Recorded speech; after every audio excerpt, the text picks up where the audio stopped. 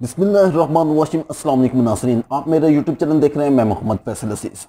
आज का जो हमारा वीलॉग है ये नूर जहां, जो रिसेंटली एक हाथी थी जो कराची के चिड़ियाघर में उसकी डेथ हुई है, उसी के ऊपर है।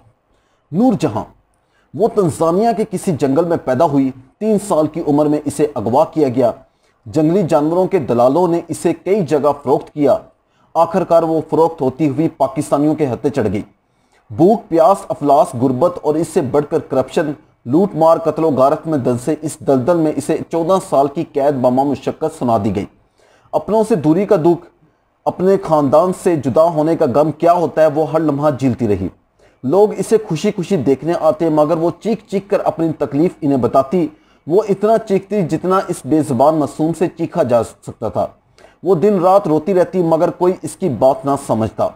वो अपने आस पास मौजूद लोगों को बताना चाहती थी कि वो भूखी है, इसे खाने को कुछ दो। इसे देखने आने वाले मासूम बच्चों को वो रो रो कर बताती कि इसे भूखा रखा जाता है, इसे प्यासा रखा जाता है। वो बताती कि इसके सर पर छत नहीं है, वो गर्मी में तड़पती रहती है।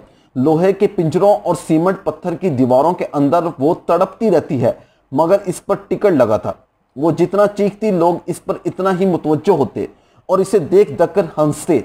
फिर एक दिन वो थक गई, मगर किसी इंसान से इसे सहारा ना दिया सवाए एक बूढ़े शजर की छांव के।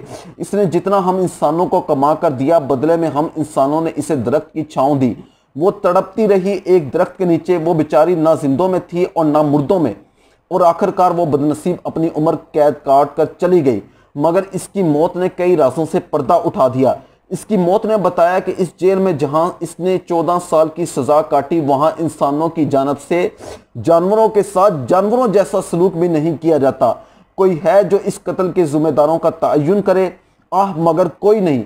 अलविदा ए प्यारी नूर जहां, अलविदा, हमें माफ़ कर देना। इस तरह के बेज़बान जो है, इनकी आहें जो हैं वो हमारे मुल्क को खा चुकी हैं। हम इस वक्त जिस हाल में पहुंच चुके हैं, यहाँ पे इंसानों का हाल इतना बुरा हो चुका है कि लोगों को खाने को नहीं मिलता, और हमने इस तरह के जानवरों को कैद किया हुआ है। हमारे यहाँ पे जितने भी ये चिड़ियाघर बनाए हुए हैं, खुदारा इन्हें आज़ाद कर दें। ये अपने जितना जो इनका मस्कन है वहाँ पे जाके ये हंसी खुशी रहें। हम यहाँ पे लोगों को नहीं पाल सकते तो इन जानवरों को हमने क्या पालना है? हमारे सामने इंसानों की कदर नहीं है तो ये जानवरों की क्या औकात है हमारे मुल्क में? इसलिए जितना हो सके इन जानवरों को इनके मस्कन जो इनका असल इलाका है वहीं पे छोड़ा है, बनिस्बत इसके कि आप लोग चंद पैसों की खातर इनकी जिंदगियों को दांव पे लगा रहे हैं। आप लोग इंसानों को खिला नहीं सकते, आप लोगों ने जानवरों को क्या खिलाना है? इस तरह हमारे यहाँ पे जितने भी बेज़बान जानवर हैं उनकी आहें हमारे मुल्क को वैसे ही खा चुकी हैं। अब तो इंसानों की आहें खा रही हैं।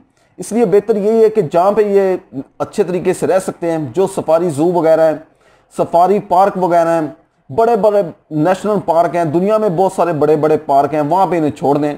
हमारे मुल्क में इंसानों के लिए जगह नहीं है तो इन जानवरों के लिए हमने क्या जगह रखनी है?